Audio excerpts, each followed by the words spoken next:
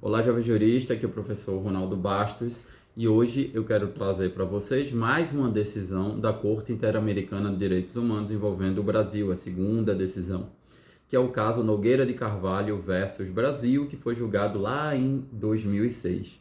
Qual é o tema desse julgado? O tema é a falha do Estado brasileiro na investigação e punição dos autores do homicídio de Nogueira de Carvalho, Gilson Nogueira de Carvalho, que era um ativista dos direitos humanos. Já antecipo que essa foi a primeira absolvição do Brasil na corte. Já antecipo também que a corte faz uma definição do que seja ativista de direitos humanos, mas segura aí, qual é o contexto? Entidades de proteção aos direitos humanos denunciaram o Brasil na Comissão Interamericana de Direitos Humanos, alegando que o Brasil seria o responsável pela morte de Gilson Nogueira de Carvalho, um advogado ativista dos direitos humanos que foi assassinado lá em 1996. Segundo a petição, o direito à vida foi desrespeitado, já que ele foi vítima de um homicídio. E o Brasil não teria investigado devidamente a morte de Gilson Nogueira de Carvalho.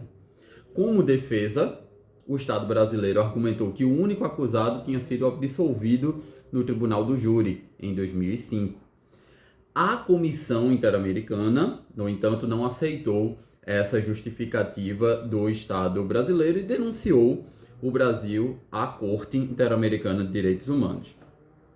Primeira questão que eu quero trazer para vocês desse contexto. Como sabemos, existem duas formas de acesso à Corte Interamericana de Direitos Humanos. Primeiro, é via Estado, denúncia de Estados, e a segunda forma, que é a mais comum, é via denúncia de qualquer indivíduo à Comissão Interamericana de Direitos Humanos. E é a comissão que leva à Corte. Então, só podemos chegar à Corte por meio dos Estados ou por meio da Comissão Interamericana de Direitos Humanos. Obviamente, o Estado brasileiro não ia se autodenunciar, e por motivos políticos, outros estados também não denunciam os outros como regra. Então, essas entidades se dirigiram à comissão. Essa é uma primeira observação. Uma segunda observação que eu quero fazer é que eu falei para vocês nesse contexto que o Brasil foi responsabilizado por esse caso. Mas veja, não foi o Brasil que matou, que assassinou o Gilson Pereira de Carvalho. O problema é que todas as decisões judiciais e todos os fatos que ocorrem no âmbito interno são tratados no âmbito internacional como fato. Ou seja, imagina uma decisão de um Tribunal de Justiça, uma decisão do Supremo Tribunal Federal, ela não é tida como decisão, é tida como fato. De modo que a Corte Interamericana, isso é uma teorização dos direitos humanos, não pode funcionar como quarta instância. Ela julga fatos, ela julga desrespeito de um Estado por meio de fatos, ou por meio de decisões, ou ausência de decisões em relação à Carta Americana de Direitos Humanos, à Convenção Americana de Direitos Humanos, beleza? Então, a gente sabe o contexto já. Questões preliminares. O Estado brasileiro objetou o não conhecimento da competência da Corte à época dos fatos. Como regra, um Estado só pode ser submetido à Corte depois que ele reconhece a competência dessa Corte. Porém, existem violações da Convenção que podem retroagir quando o Estado está em permanente violação. Imagine que, como ocorre no caso guerrilha do Araguaia, que foram pessoas assassinadas durante a ditadura militar, e isso ocorreu antes do reconhecimento do Brasil à competência da Corte. Mas a Corte considera que o desaparecimento desses corpos é um crime permanente, então o Brasil está constantemente violando até hoje a Convenção Americana. Então, de modo que, embora o fato tenha se dado antes do reconhecimento da Corte, a jurisprudência da Corte considera que essa violação é constante, então tem competência para julgar. Foi mais ou menos isso que aconteceu, e a Corte rejeitou essa objeção. Segunda questão preliminar importante que o Estado brasileiro invocou: objeção do não esgotamento dos recursos internos. A gente sabe que, como regra, é preciso que a parte, o indivíduo, esgote todos os recursos internos para aí acessar a jurisdição internacional. Ocorre que existem exceções a isso, quando, por exemplo, há uma notória, não há recursos suficientes para isso, quando o Estado está objetando que esses recursos sejam acessados, quando não existe advogado que queira patrocinar essa causa, etc. Então, quanto a essa objeção do não esgotamento dos recursos, a Corte também negou. Por quê? Só que veja o motivo. Porque o Estado brasileiro não arguiu isso perante a comissão.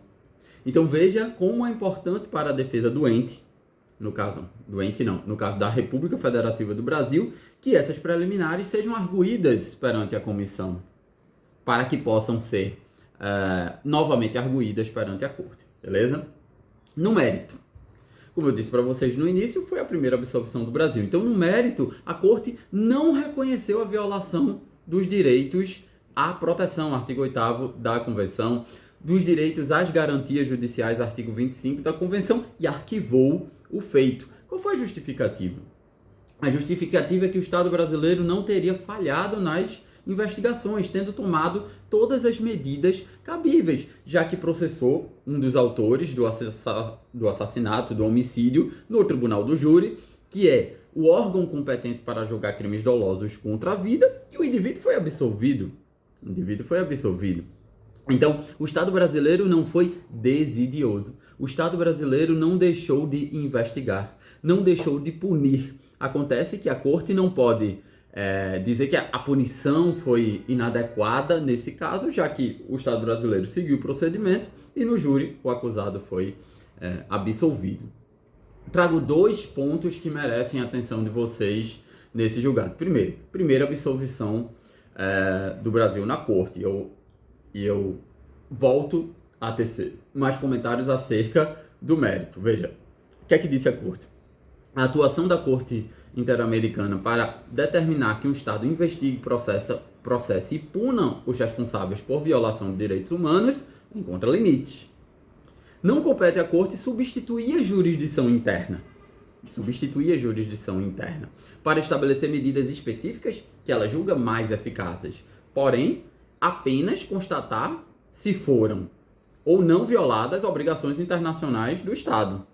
O Brasil tem um procedimento que é considerado um procedimento adequado, que é o de que os crimes dolosos contra a vida são julgados pelo júri. Esse procedimento foi seguido e o júri absolveu. O que é que o Brasil pode fazer? Né? O Brasil não pode ser responsável por isso.